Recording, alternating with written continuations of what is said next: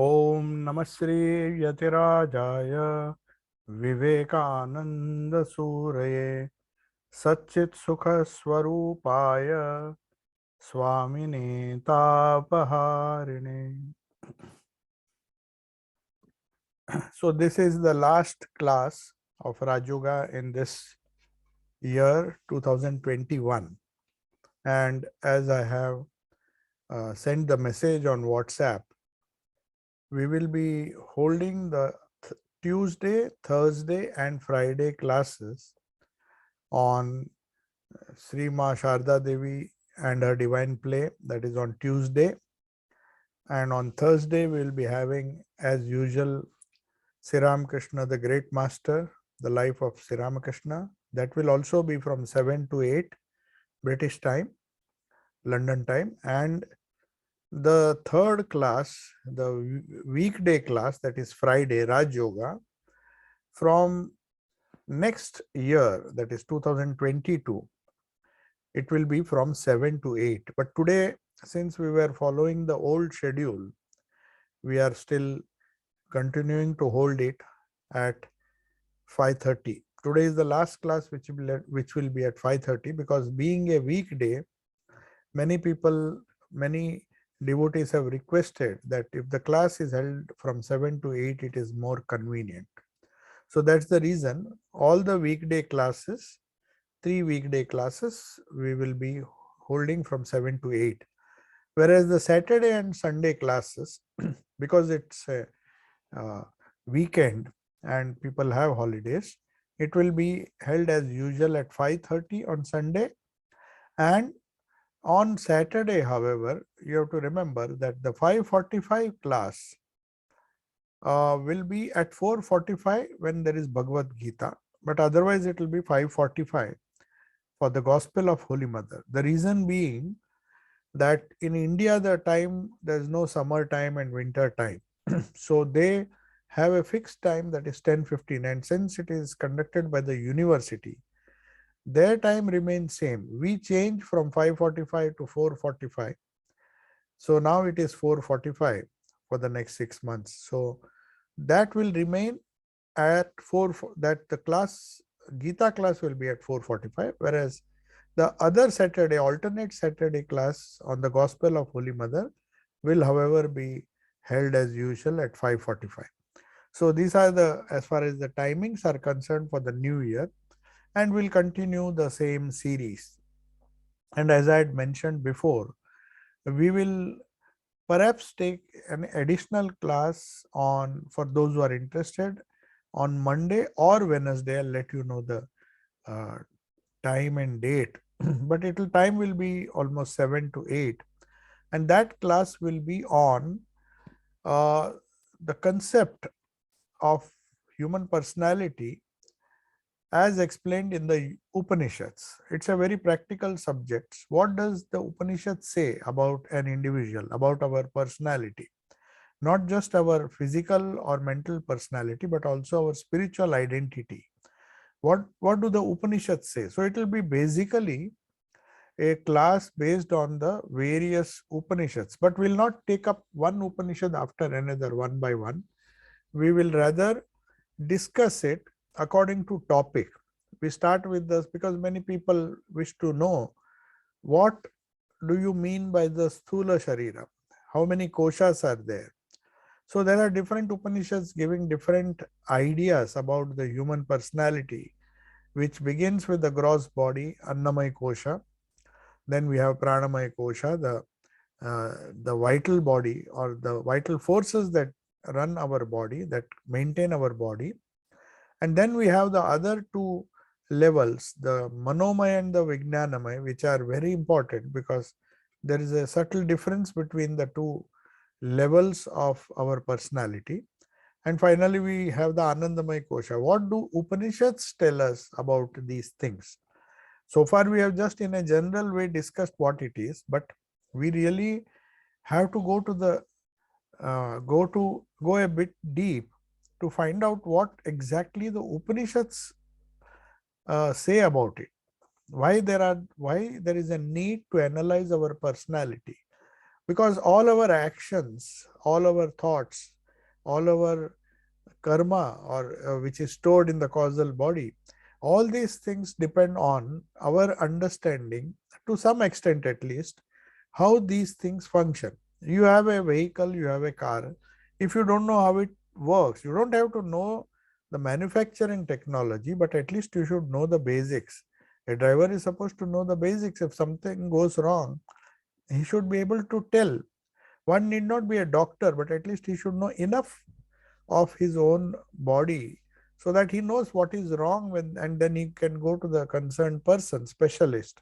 So also when the mind does not function the way it should, then we go to people, we go to counselors, or we go to some other spiritual person to find out if something could be done, if there is a solution to solve the problems at our subtle level, at the subtle level of the mind.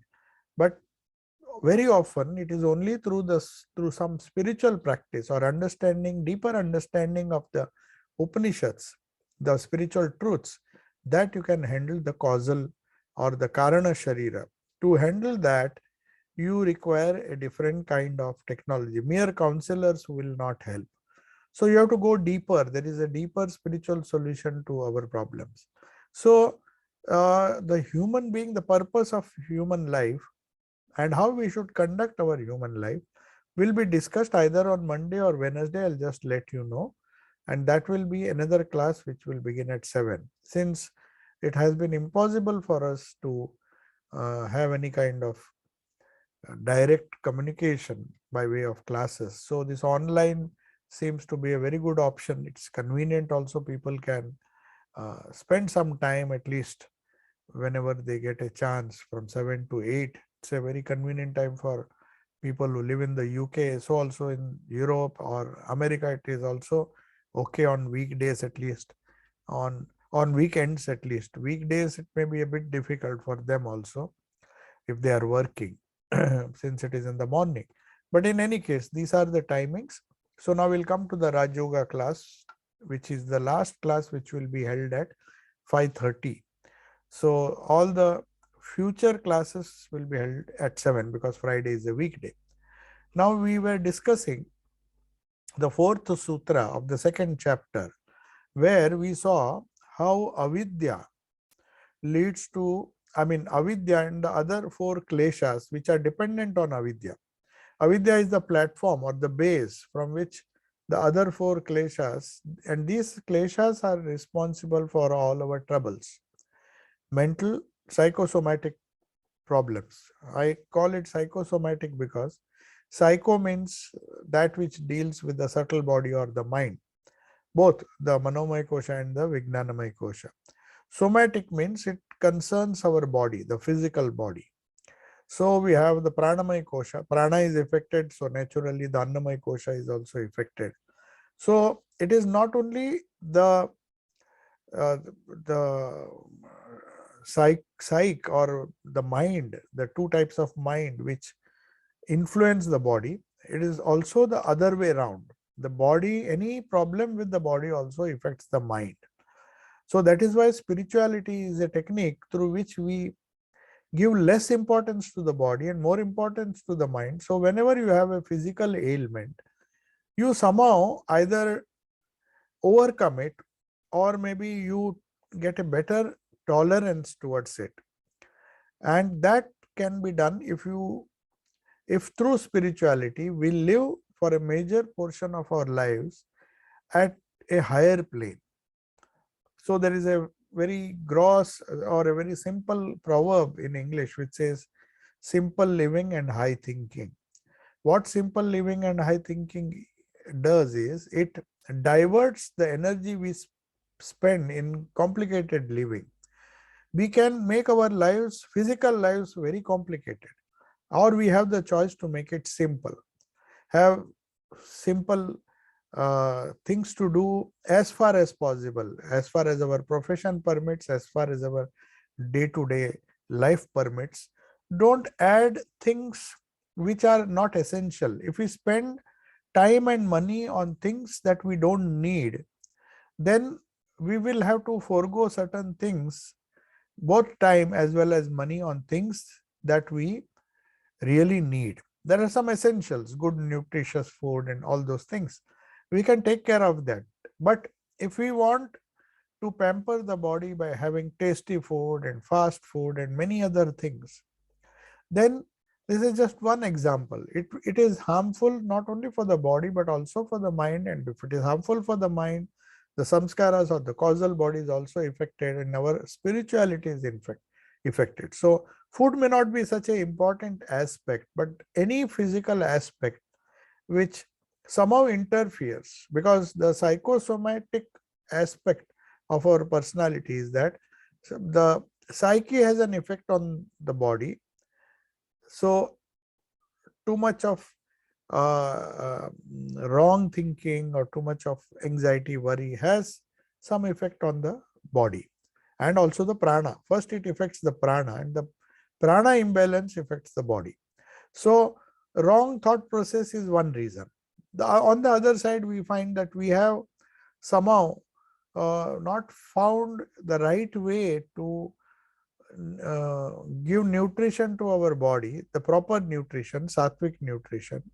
So naturally, there is some impact. Though for some people it may not be a major problem, because they have just transcended the need for the body to influence. I mean, they don't see their bodies influencing whatever disease. Like Thakur, for example, he has gone beyond sattva. So any disease or anything would not even have the least repercussions on the mind. But that is only for people who are advanced in spirituality. They don't bother what happens to the body. Sometimes they are careless also.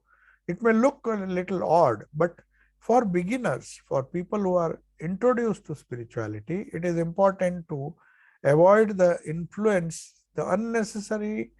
One should not strain the body and the prana so that your mind is affected. When you come to a stage when the mind is not affected by whatever condition the body is in, that means you have transcended the gross or physical.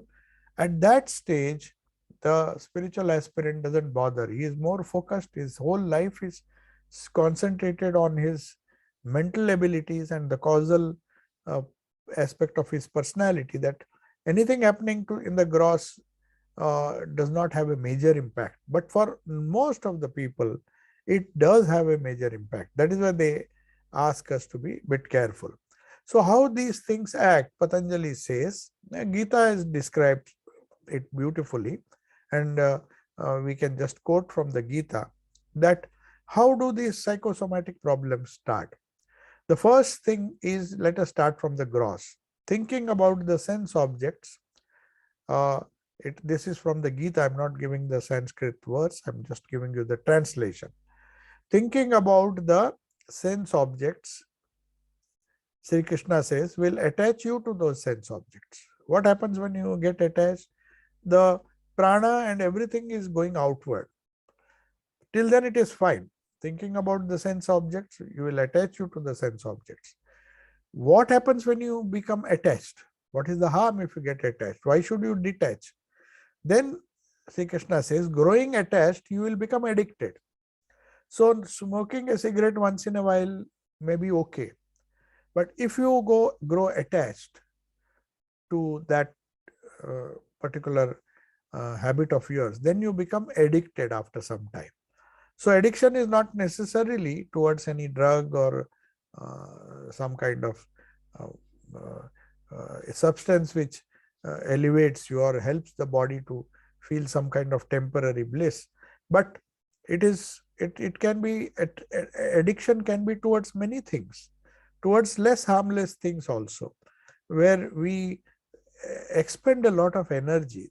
And then we may be running after things that we really don't need, and that you get attached to certain things. So Sri Krishna says, try to prevent this attachment, get detached. If there is forcible, if you do it voluntarily, then it is okay. That's a better way of handling our attachment.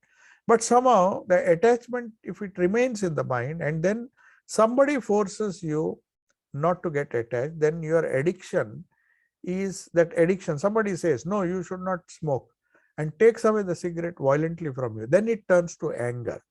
So anything that obstructs our addiction results in anger. So Sri Krishna is psychologically analyzing how anger comes. Be angry, then what happens if we become, anger comes, it's okay, it's also an emotion. So it may come and go, what is the harm? Then he says, no, be angry. If you are angry, then you confuse your mind, because the angry person cannot take the right decision. Then what happens if you confuse the mind? If the mind goes into waves, as Patanjali says, chitta vrittis, if they increase, if you confuse your mind, there are too many waves and there is a lot of instability, then confuse your mind, then smruti vibhrama means you forget the lesson of experience. Lesson of experience means your memory becomes weak. You once upon a time you knew the consequences of your thought and your attachment, but you forget. So you forget. It is not that you don't know, but you conveniently try to ignore or forget the consequences. So for example, they say hundreds of times they may advertise that cigarette smoking is injurious to health. We all know, we get addicted. So addicted, when it is denied, you become angry, and when you are angry, you just take a cigarette, and then you forget the things that you have read, the harmfulness of that particular substance, and then you forget the lesson. You forget smriti vibhrama. Smriti vibhrama means smriti bhramsho buddhi nasha. And if you forget the experiences or the life experiences which have taught you what is to be done and what is not to be done, if you forget those experiences, then you lose your discrimination. Buddhi nasha. So buddhi becomes weak. And what happens if your buddhi becomes weak? So Krishna is giving all the steps. How it starts from a simple thing, first thinking, not even seeing. You just, even if you, with closed eyes, if you think of an object to which you are attached, then that attachment will grow. Then you actually see the object, and then addiction will make you do it. And somebody does not allow you to do it, then you get angry, and that anger confuses your mind, and you forget the smriti vibhrama. We forget the consequences. That's why Duryodhana says, I know what is wrong, but I don't know, somehow I cannot help it. His anger was clouded his ignorance. So asmita and raga, dvesha and abhinivesha, these are the four kleshas which we discussed. When they come, they start when we are attached to certain things, and then finally that attachment, smriti vibhrama. So smriti vibhrama, then you forget experience, and then you lose viveka. That means your buddhi becomes dull. You do not know what to do, what not to do. And if you lose discrimination, what happens? Gita concludes by saying this verse, that you miss the life's only purpose. So the only purpose of life is buddhi nasho vinashyati, means you are a total disaster if your buddhi is somehow not active. So Vijnanamaya Kosha, which is nearer to the Atman, nearer to your real identity, real self, that if it is destroyed, these various steps are shown in the Gita, which shows you that progressively we lose the capacity, and finally anger clouds the mind, then we forget the memory of the past, and then we do indiscriminately, we do whatever we like, and finally if we lose our discrimination, viveka, then we'll miss the only purpose of life, means our buddhi is destroyed. So when they say you are a person without buddhi, means you are not an enlightened person. You're not cultivated your thinking, like Yama told Nachiketa, ki try to distinguish always, keep the light of discrimination always bright, lamp of discrimination. Try to find out what is Shreya, what is Preya, what is Shreya, what is Preya. So Shreya is that which is good for you, Preya is what is pleasant for you. So these pleasant things are a result of addiction. So these obstacles, these kleshas are present to some degree in the minds of all. Not that we will be free of these kleshas. Unless Patanjali says you attain samadhi, these kleshas will remain in your consciousness. But till then, you have to deal with these kleshas. So, as I said, there are 4 degrees. Prasupta, as in children, these kleshas are at 4 levels. Some are temporarily, like in childhood, all your samskaras are prasupta. So they are prasupta in the sense they are they are in a form that do not trouble us now, but for that reason you cannot assume that the child will not become evil, because if it is deep down in the causal body or the karana sharira, then these samskaras will come up when the child grows. So to prevent that, you have to destroy it at the root. So the kleshas can be prasupta. Then there are other other stages also. It is not just prasupta. We have the other stages when it is udara. Udara means it has already started expressing. So you can see them. And sometimes it is repressed. As I told you, these samskaras are repressed in a way that you keep them under control. If you do it consciously, it is fine. If you do it unconsciously, it becomes a repression. It is not suppression. But suppression is something somewhat positive, though it is a klesha after all. It is a condition of a klesha where you convince your mind, tell your mind again and again, this is not good, this is not good. Whereas out of fear, if you don't do, that is repression. So fear doesn't allow you to do it now, but at some stage when that outer condition is removed, you express yourself. So it becomes udara. So vichinna, that is the idea. Vichinna avastha is, so we discussed all these 4 different levels or 4 different conditions in which these kleshas impact a human being. Now, when we find that when they come to the consciousness and develop and express, at least you can have a solution. That's why when counselors see you, they ask you many questions which enable them. Perhaps it is better if one goes to a spiritual person, because Sri Ramakrishna, people like Sri Ramakrishna could dive deep into the karana sharira, the causal aspect of the human personality. Externally, people can't read those things. Some people can read the mind, but Sri Ramakrishna could not only read the mind, he can go one level deeper and read the samskaras and give the advice accordingly. Otherwise, it's just counselors can just do some patchwork based on what you tell them, based on your outer behavior. They'll give you some suggestions, but that will be a temporary solution. So understanding, not only understanding the kleshas, raga, dvesha and fear, understanding that is very essential, but more deeper than that is avidya, the root cause. And then avidya leads to asmita, that ego. So that's why they make such a big issue about the ego, how ego totally destroys a person. The bad ego, I mean, the good ego, that I am the child of the Lord. So that's why it is not bad. It may look like a ego, and people think, oh no, if you praise me, if there is some really spiritually advanced person, if you just keep on reminding that person that he is a child of God, people may think that is also an ego, but no, that is a good ego.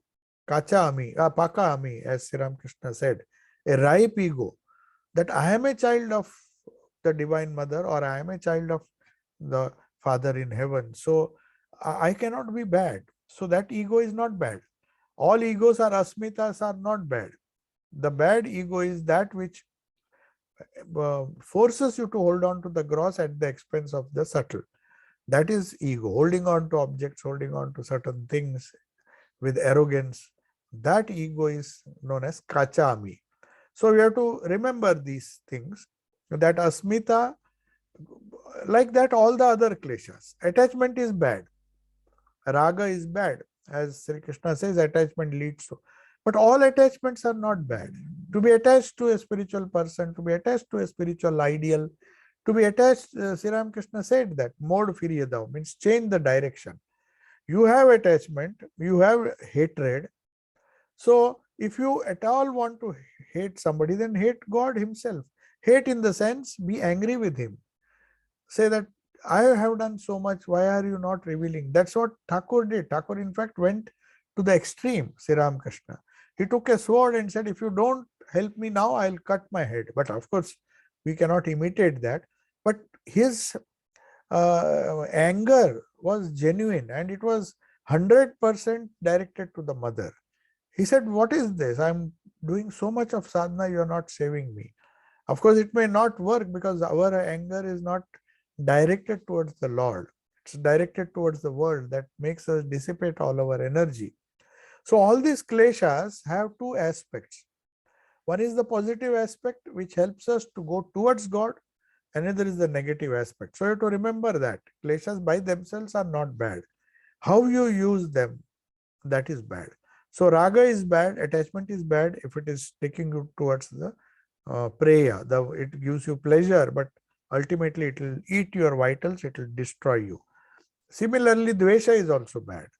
We hate certain people, we hate certain things. Oh, say, I don't like this, I like this, I don't like this. People tend to be very fussy about what they like and what they don't like. That is a big obstacle according to Patanjali. So, like raga and dvesha can be negatively very harmful, but if you take the positive side of raga dvesha, it is good. So also with fear. So fear is a very bad kind of emotion because fear makes us do so many wrong things. But fear can be positive.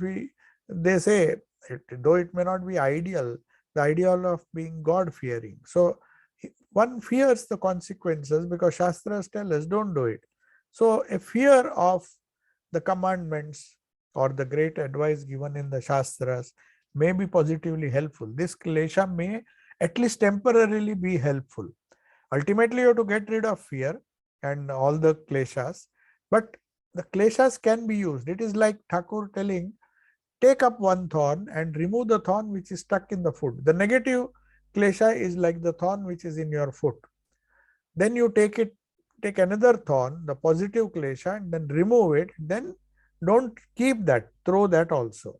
Then you have to throw both thorns. What is the use of keeping the thorn? It has served its purpose. You have removed the thorn which was stuck in the foot and your pain has gone. Now what's the purpose in holding that other one? So Sri Ramakrishna said you have to go beyond, but before going beyond, your ego has to be directed. The kleshas have to be directed towards the positive. So that is the idea. Now we will come to the fifth sutra. After having discussed in great detail how avidya, which is ignorance of our true nature, leads to these other four kleshas, depending on the situation. If many things, raga will come into effect when there are many tempting things around you. Dvesha will come when these situations arise. Not that every time you will be impacted by the klesha raga. Sometimes dvesha is more. You always seem to be put in a position where you hate. I hate this, I hate that fellow, I hate this, I don't like this food. So if you go on hating everything, there are some people who are like that. So therefore them, dvesha is more important than raga. They are not, even you give them the best thing, they said, oh, what is there? This I don't like. So they are so fastidious about certain things that their dvesha is a dominant klesha in their life. For some it is raga. They like everything. They want everything. Or you ask him, Are, you will say this is a useless thing. No, I will keep. I will not throw it. So some possessive people, they are so possessive. They don't use it. They don't like it so much. But even if they like it a little bit, they'll say, I'll keep it. I'll hoard it. So raga can be dangerous if it is directed towards the grosser objects. So also dvesha, I don't like it. Then you always end up avoiding certain things. Oh, I don't like such kind of people. Why can't we patiently bear them? Just see what After all, what can they do? It is our internal klesha which is disturbing us. They will come and go, just like pleasure comes and goes, pain also will come and go. So we have to learn to endure. That's what is the essence of the second chapter of the Bhagavad Gita. There are 70 verses, more than 72 verses, where Sri Krishna is telling different ways and means where you can maintain an equanimity, not allowing the raga and dvesha to impact your life, and abhinivesha, of course, fear. So, in Holy Mother's life, which we have started on Tuesday, you will find Sister Nivedita gave some wonderful adjectives. She has said, she was the most stately among all the women I've seen. She might have definitely heard about the queen if she has not seen. So we normally expect people who belong to the royal family, or maybe queens, and in those days there were queens, even today we have, at least they they are supposed to look stately. They may not be stately in their character, but whoever it is, the administrators, the top people, they are stately. But a simple village woman, Holy Mother, about Holy Mother, Sister Nivedita makes a remark, says, there was a certain kind of stateliness about her. It's not out of ego that she was possessing practically nothing. She did not even have a house of her own, except the Kamarpukur house, where that also Siram Krishna's brothers were there. But that stateliness never left us. That calm dignity, not out of of arrogance, which is a result of asmita, but that stateliness which comes, that equanimity which comes. So there were ragas, there were certain things which she did not like, but she had to tolerate, but she never lost her equanimity. She had Radhu, people always trying to grab things, brothers who wanted money. And on the other side, there were so many good things also coming to Udbodhan and other. So she was not impacted by either raga or dvesha, and leave alone abhinivesha, because that clinging to life, that fear of life, and all those things never ever disturbed her, because she was Ramakrishna Gata Prana, one with Sri Ramakrishna, in the true sense as Atman. So she knew that she is one with Brahman, that Brahma Jnana. When we have that, all our actions uh, tally with that of the second chapter of the Bhagavad Gita. So you become sthita prajna, means your buddhi is sthita, it is steady, it does not waver. Because the kleshas have died. The kleshas are no longer disturbing or creating waves in your mind. And when waves are created, a lot of waves are created, unnecessary waves or vrittis are created. Why klesha should be removed? Because the vrittis will be affected. Patanjali says yoga is chitta vritti nirodha. Now, if you want to attain the state of yoga, according to Patanjali, then we have to lessen these vrittis. If we want to lessen the vrittis, we have to find out what causes vrittis. So, kleshas cause vrittis. Strong likes, dislikes, fear of life, clinging to life. The more we depend on gross for happiness, this create more and more vrittis, and that is what is meant by simple living and high thinking. So if we have less gross things to disturb us, and we are happy with whatever we have, that is why Holy Mother says, where did the equanimity come from? She says contentment is a great virtue. There is no other virtue greater than that. Because contentment means you have completely got rid of the kleshas. Because if one has the kleshas, then he will be discontent, always wanting something that one doesn't have. But the funniest thing is, it is like children. They want certain toys, but once the toy comes to them, they'll use it and then throw it. So also in our life, we find we become discontent till we get certain things. Once we get it, its importance goes away. Then we go after something else. So that is what is meant by having a kind of equanimity or stateliness. So if you see Holy Mother's life, the greatest lesson we learn from her life, which is very important to understand, because Sri Ramakrishna was full of divine visions and which we cannot imitate.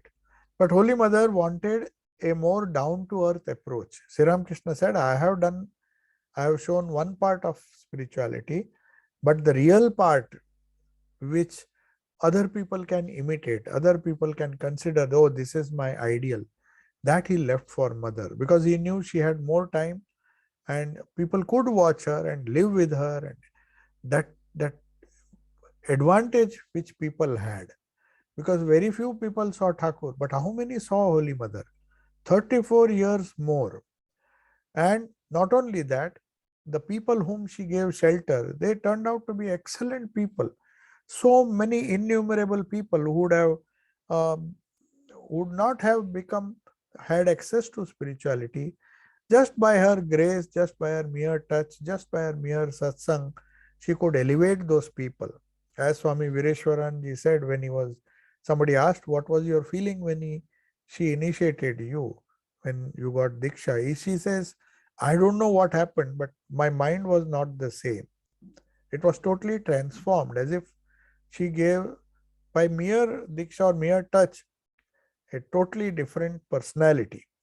That means mind has changed. Means how does the mind change? When the Karana Sharira, or the subtle aspects or the causal aspects of the mind get totally transformed, you suddenly find that your attitude towards life has changed. That is why when people take to spirituality, some of the people, old acquaintances, say, oh, you have changed a lot. Oh, you're not the old.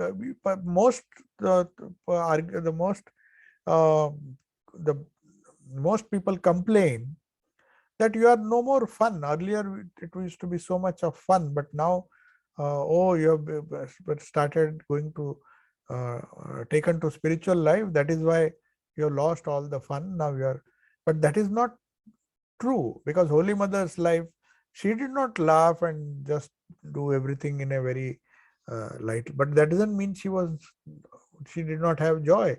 In fact, she says, I always felt, I never knew what sorrow was. I always felt there is a picture of bliss. So you see her face, it may look in some poses, there are so many photographs of Mother. You may feel that she is deeply conscious of certain in a meditative state.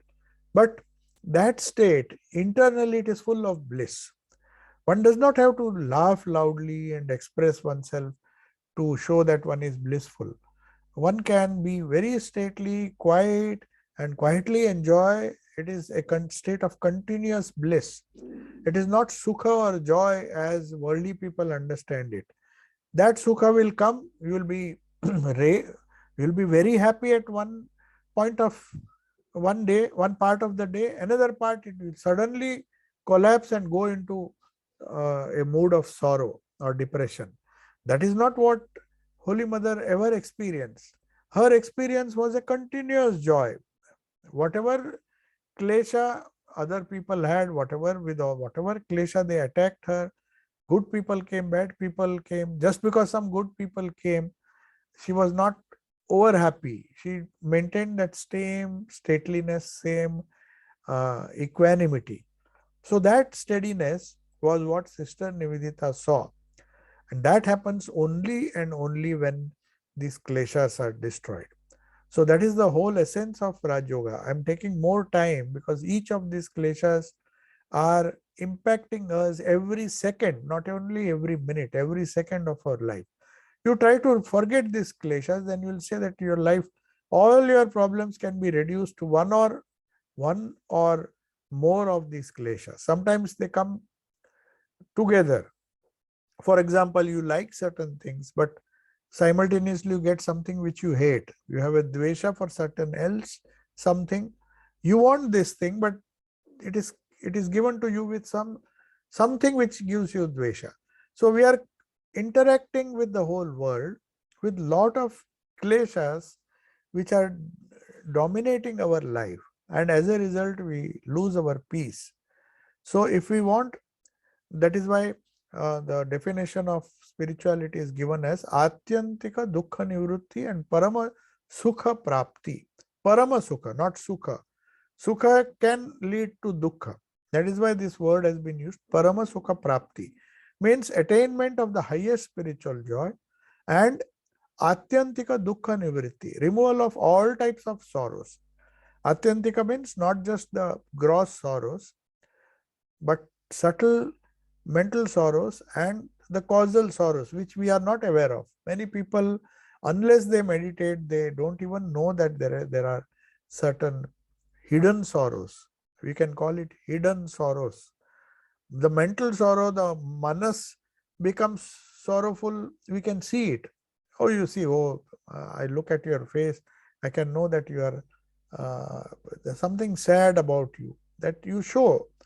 But there are certain sorrows which are so deeply hidden that you externally you think you are okay, but suddenly from nowhere uh, the sadness comes, and you don't know, you just are confused.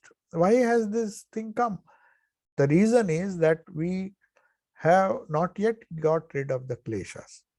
So for 5 kleshas, the main klesha is avidya, which is the platform. On that, ego comes first. The other 3 are less powerful. The ego is the main culprit. Ego means asmita. From asmita, we have branch out to raga on one side, dvesha, and in middle you find abhinivesha, that fear. So fear of losing the good or the pleasant, and the fear of getting more and more dukkha. So what is anxiety? Anxiety is nothing but a feeling. These kleshas tell you, oh, if something happens, that constant anxiety that something wrong may happen. Nothing has happened, but that anxiety gives you so much of mental pressure and sorrow, and that gives rise to vritti. And these vrittis come not when you are conscious. Many often these vrittis, these waves come when you go to sleep, when you are not deep asleep, but when you are dreaming. So in the dream world, because you are not able to control the thoughts as you would do when you are waking. In the waking, you can make a determined effort and say that I will not allow this klesha, I will do this, I will do that. All those things are possible only in the waking state. But somehow, when you go to sleep, if you don't go directly to deep sleep, and if your deep sleep content is less, then the rest of the time will be dream world. The problem in the dream world is its impact is less, but at the same time, your willpower is also less. So you can't choose what I should dream. When in the conscious state, you can do many things. You will say, no, whatever happens, I will not fall a victim to victim to sorrow, or victim to, let people say anything, let the situations be very harsh around me, but still I will somehow convince my mind that you don't have to react. So you can handle raga, dvesha, abhinivesha in the waking state. That's why they say alertness is everything. You have to be very alert, be conscious. And if at all, if you want to sleep, go and hope and train your mind in such a way that when you sleep, you directly have maximum of deep sleep. And don't let the anxieties or troubles, don't take it there, because there they will create havoc. Maybe its impact is less, definitely. If you do it willingly in a conscious way, then it is more harmful. So that's why they say if there is an evil dream, you don't have to unnecessarily worry. Don't just see that evil dream doesn't become retain its evil nature when you are conscious. That is more important. Dreams are after all dreams. You don't have to take, but they are not, you don't have to even ignore them. Certain dreams, if they occur again and again, good dreams, then it is good, because then your conscious thinking will be improving slowly. But even if by some chance you get a evil dream, you have to think that after all it is a dream. You don't have to worry about it. There are some old samskaras which come to the surface. They don't dare to come to the surface when you are alive, when you are awake, because you are in control of your life. This is only possible only for spiritual people. I'm not talking, others are just left to the mercy of their past karma. But some people who are determined, who want to get rid of suffering, who want to use the spiritual method to solve the problems, they will definitely try hard to somehow see that even in dream these things don't impact. That's why they say you have to do a lot of preparation how you go to sleep. It is very important to use the waking time very creatively, productively, but very often we pay less attention. It is even better to sleep less than sleep more and have these dream-like states again and again, which cause problems when we get up. Because that's why Latu Maharaj used to say, if you somehow if you see that you cannot avoid evil company, just go away from their company, do nothing, and if you don't have company, it doesn't matter, but go to sleep. Even sleep is better. What he meant was deep sleep. So deep sleep will give you some kind of rest. Though meditation is a much better way, continuously thinking of one particular thing and not allowing the negative vrittis to come is the best solution. But if you can't do it, if sleep overpowers you, then even if it is less, the quantity of sleep is less, it should be deep. So there's no point in just lying down and uh, uh, allowing the mind to drift into some kind of sorrow or some kind of evil samskaras in the dream, and that impacts our waking state. So there is the Swami Vivekananda used to say, even if a few minutes of intense meditation is equivalent to hours of sleep, because the quality of sleep has to improve. Somehow, if we do the meditation properly, as it is to be done, and it has to be done in a calm way. It is very easy to say, but very difficult. So one has to remember that this uh, sleep or whatever it is, the quality of sleep is more important. So now we come to the next sutra. So we come to the next sutra, the sixth. We see now Patanjali is trying to explain the five kleshas individually. Individually means trying to define what each klesha is and trying to study its impact. So we come to the first, anitya, ashuchi, dukkha, anatmasu, nitya, shuchi, sukham, sukhatma, khyati, avidya. So this is a very big definition of avidya. It is a simple definition, but every word is important in this. Anitya and ashuchi, to regard the non-eternal anitya as nitya. Anitya, ashuchi, dukkha, anatmasu, nitya. Thinking that anitya is nitya. Thinking that the non-eternal is eternal.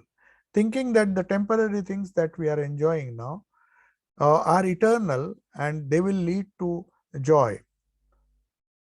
It is only the eternal that will give you everlasting joy. But mistakenly, out of ignorance, mistakenly, we think that these temporary things are going to last permanently. As Yudhishthira said, that every day we know that life is short.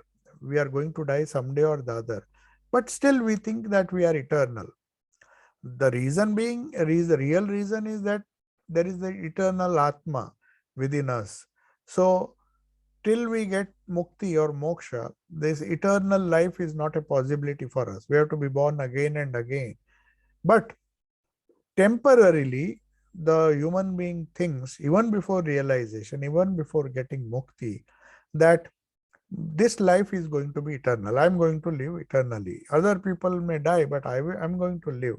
We do not even know how long we will live. But thinking that temporary, non-eternal as eternal, impure as pure. The thing which is impure, we think it is pure and we do it. We'll try to explain it in great detail because it is not a very easy thing to understand. What is purity, what is impurity? So you have to understand how can we mistake Shuchi for Ashuchi, or Ashuchi, Anitya, and Ashuchi for Suchi. Suchi means pure.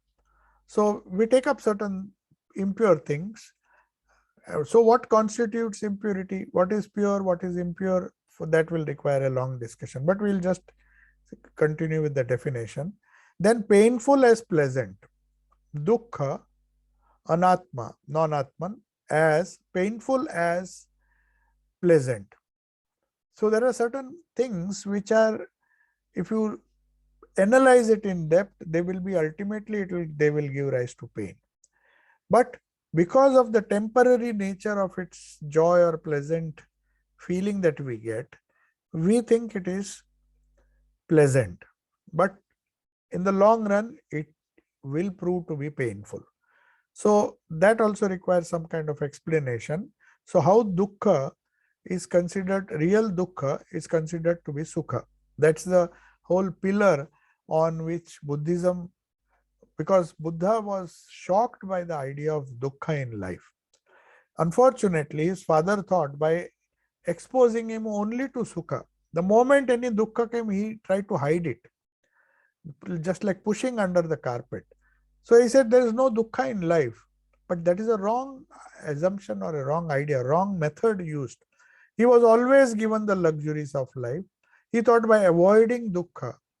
So he was thinking the sukha that he was enjoying, he was given all the best. He belonged to a royal family. His father was a small time king. So he had all the facilities. So he was thinking all the time that avidya was there, that the sukha is enjoying, the dukkha was disguising itself as sukha. And he was enjoying that. But when he came out of the palace, when he really saw that life someday has to end with death, he saw a dead man being taken away, he saw a sick man, he saw an old man. Then he suddenly realized that what I think was sukha is ultimately going to lead me to dukkha. So that impact which was created by the sudden realization that the sukha I am enjoying is not going to last, it will become dukkha someday or the other. Then he asked his driver, the charioteer who was taking him, he said, will I also have to undergo these states? He said, obviously, everybody who is young will become old one day, will become sick, and one day has to die. Though he knew, but he was never shown death, he was never shown old age. He always was surrounded by young people. And that is how that impact was created in his mind, that I have to find how to get rid of dukkha. I don't want to die with all this dukkha which other people are dying. I want to find a solution. So dukkha nivrutti, atyantika dukkha nivrutti was, Vedanta is not negative in approach. They say atyantika dukkha nivrutti, but parama sukha prapti, both. That is eternal bliss also I want. So there is a balance. Whereas before he reached nirvana, Buddha was of the belief that somehow you want to get rid of dukkha. What happens if you get rid of dukkha? That he, in the initial stages, of course, after nirvana, he understood that it gives permanent peace, and that is what Buddhism is all based on. So they call this dukkha nivrutti, and they give a lot of importance and emphasize that everybody should keep that discrimination alive and see that the sukha that they give ultimately does not lead to dukkha. So that's why the 4 ways Buddha has shown, recognize that there is dukkha in life and try to find out there is a dukkha, there is a way out of it, and that leads to peace. So that is the method which Buddhism follows. And Patanjali also is saying that how avidya leads to all sorts of asmita and other raga dvesha. It is a more scientific approach, because Buddhism starts with this premise that you have to get rid of desires. But why? Here, Patanjali gives the scientific reason. Though Buddhism has its own logic and it will tell why we have to give up desires and all those things. But if you just go and tell a person you have to give up desires, but what does desires, what it does to a human being, how it ultimately destroys you? Patanjali is very patient. He will teach all the kleshas, then he will say that now you see this is what happens if you get attached to these kleshas. So anyway, we'll continue this class. I will just see if there are some questions and then we'll. Yeah, how much importance should we give to the health of the body relative to health of mind or spirit? Of course, the highest importance should be given to the health of the spirit, the Karana Sharira. But since we have to go in a progressive way, we can start with some kind of, but we should not be obsessed with the health of the body, because after a certain stage, it becomes an obsession. Then we remain in the gross itself. So you have to transcend. Health of the body is the first step, like pranayama, asana and all comes in the first steps of Patanjali's yoga. Then we have to go to the mental health, the mental aspect. So then we go to say pratyahara, dharana, dhyana and all those things.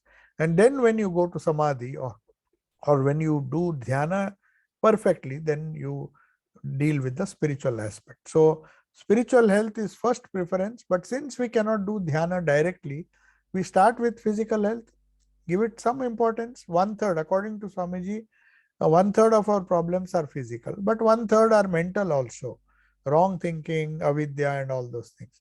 So relative to health, as I might say, that mind also should be given 1/3, but 1/3 should be at least 1/3 in the beginning. Later on, it will be all spiritual, because that is the permanent, that will give us the permanent solution. But till we reach that state, we have to maintain a balance and try to have a harmony of all these three approaches. Good health is one part, 1/3, you can say 33%, as Swamiji said.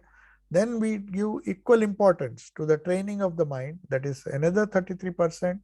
And 1/3, which every child should be given, is the training of the spirit or spiritual life. So that 1/3 of time, if we don't spend on that, and 1/3 we spend only, instead of 1/3, we spend 2/3 on taking care of the body, then the mind suffers. So Swamiji wanted a balanced approach. So now there is one more question and I'll finish today. Yeah, somebody has wished Happy New Year. Happy New Year to all of you.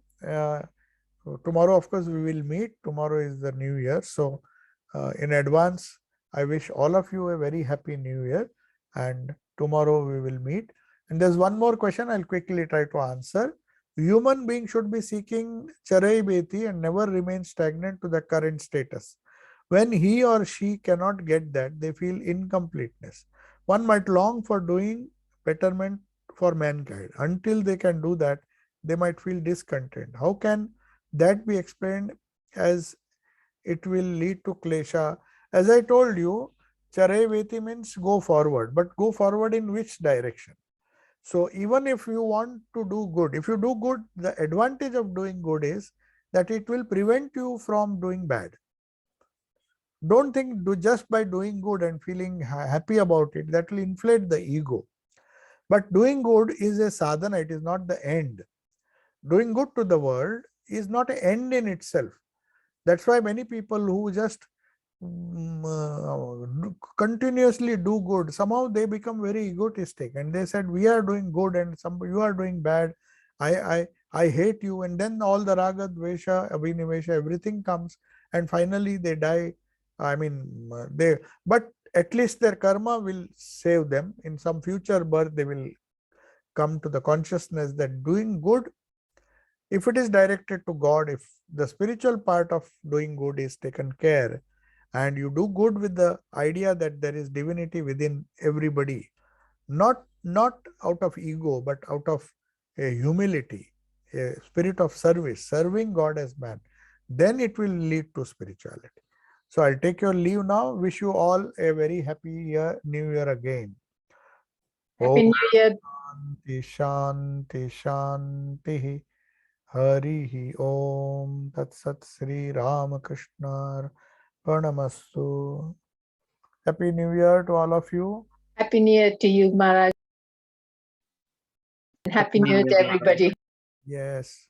Happy New Year, Swamiji.